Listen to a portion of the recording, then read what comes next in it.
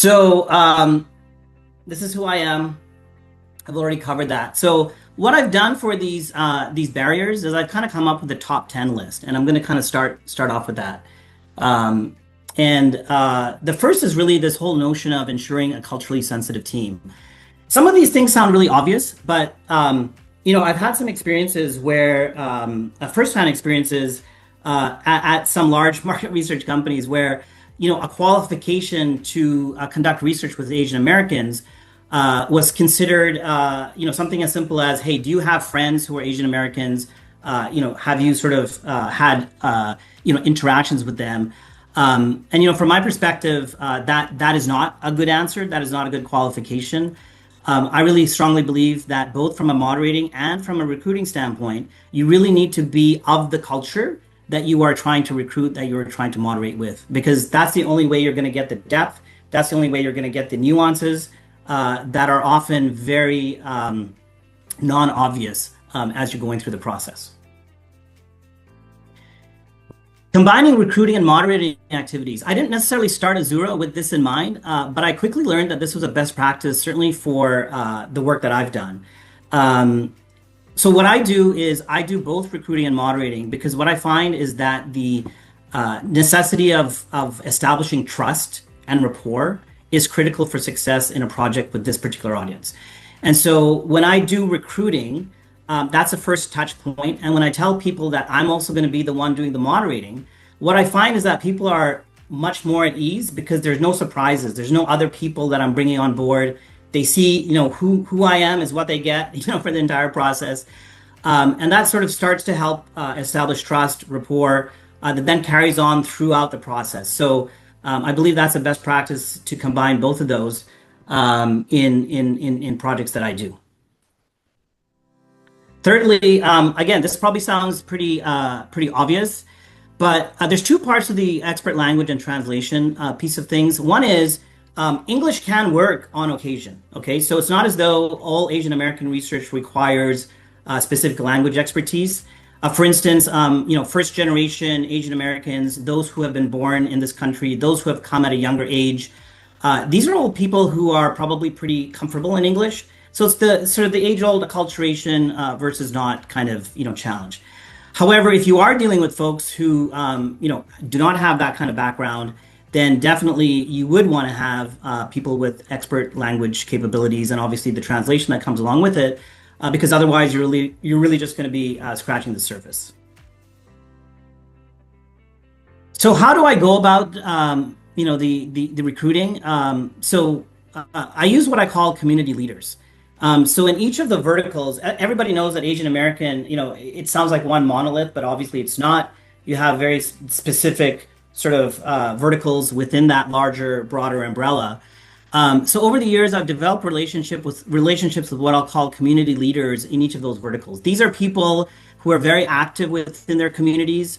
Most people in their communities in a specific market would know who these people are by name, if not, actually have met them. And I work through these people to reach the end user that I'm looking for. One of the powerful things that happens when you do this is the power of that recommendation and the power of knowing somebody in the community leader when they don't know me lends credibility to the process. The fifth here is networking via respondents. This works in a general market recruit as well. I'm sure you've all used this in some form or fashion. It works very well with an Asian American audience. The power of that referral or that recommendation is very high. Obviously, there's some limitations to this subject to your recruiting criteria. You can't have everybody, looking and sounding the same, obviously. But I often use this to get at least one or two additional respondents that I might otherwise find difficulty in reaching.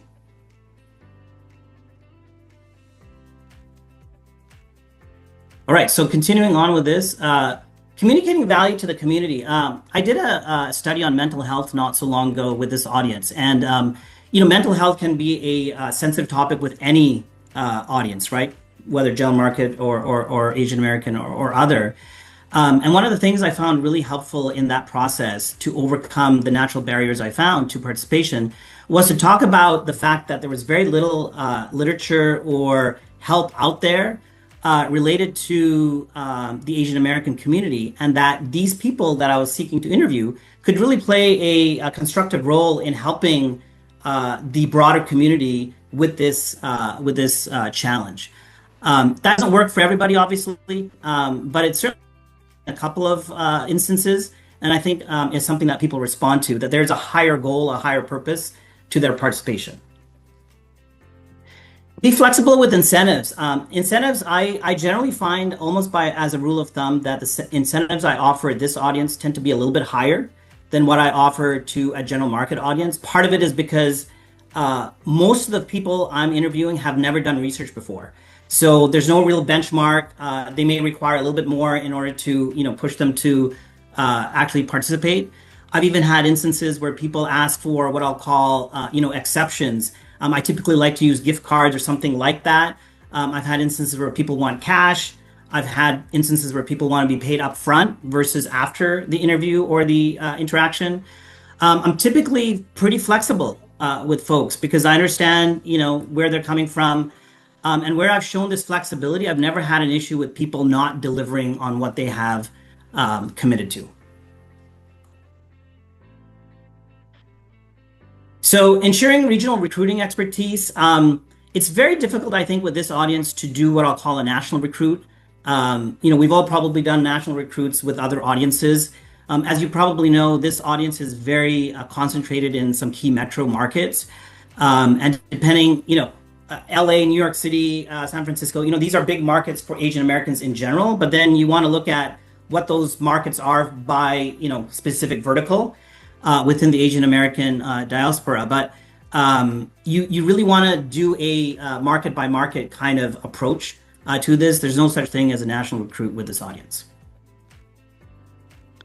Okay, and we're getting almost to number 10 here. So number 9, consider qual in addition to quant. So I've been in situations where people want to desperately do a quant study, which obviously requires, your traditional sample sizes that are, usually, reasonably large. And it's not always possible. It's not always possible to get that sample size. And so my counsel to those folks is, listen, maybe you need to be comfortable doing a very robust qual part of the study with maybe a slightly less robust quant. Which is maybe not a best practice from a market research standpoint, but it's sort of the reality with this audience. Or maybe you need to do just a very robust qual study and give up on a quant. So that's, again, just more of a reflection of, getting to those larger sample sizes that are not always easy for a quant study. And, you have a little bit more flexibility with qual, just given the lower numbers that are usually needed.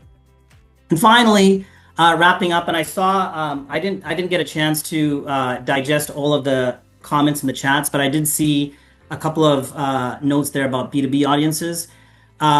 Basically, almost all of these strategies work very well with B2B audiences as well. And I think, Sue, I saw your note very briefly about the power of recommendation. Absolutely works with B2B audiences as well. You all may know that today the stat is 1 in 10 small businesses in the United States are Asian American owned. So they're certainly a very strong part of the overall economy and a group that a lot of clients are looking to understand. So this is the top 10. I could wax eloquent about all of them for a much longer period of time, but hopefully you've got sort of a little bit of a sense, a little bit of a glimpse about these 10 strategies. Would love to kind of hear your thoughts. On a little bit of a broader question, because I know that not necessarily all of you are engaging in research with Asian Americans. Maybe you'll have the opportunity in the future if you haven't done so today. But I'm sure all of you have experience with what we call hard to reach audiences, right? And there can be some general challenges in reaching those types of audiences. And I'm kind of curious as to how you have overcome them, you or the recruiting partner that you have worked with. So this is the discussion for our breakout session. And if we can then go to that phase, look forward to that discussion.